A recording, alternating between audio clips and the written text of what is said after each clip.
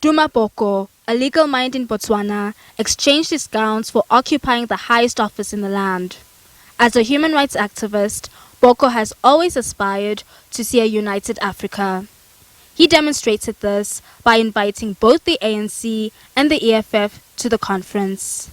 Economic freedom fighters, the African National Congress, all of them must step up in order to step back and reflect on the existential threat that faces their country and the rest of the region, and indeed the continent.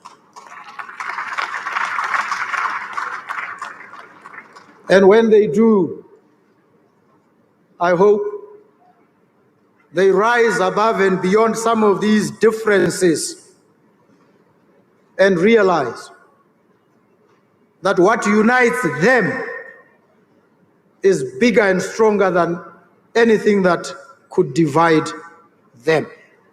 EFF leader Julius Malema was once declared persona non grata in Botswana after he questioned the government on its relationship with the United States, particularly on its military activities, which also led to his expulsion from the ANC. However, since then, he is free to visit Botswana. And while he didn't attend the conference, the party's deputy president, Godrich Godi, was in attendance. We are afraid, Comrade President. The military base of the United States in Botswana is a threat to the existence of South Africa because the economic freedom fighters will take over that country in no time. And by that time, they will still be in the soil of Botswana. And it will take them a second to bomb the union buildings of the EFF government. And in conclusion, Comrade President, we appeal to you and the BNF and the alliance partners to look at this issue. The ANC, that has a long-standing relationship with the BDP, had to come to terms with the recent political change in Botswana and now has to accommodate the BNF as its sister party.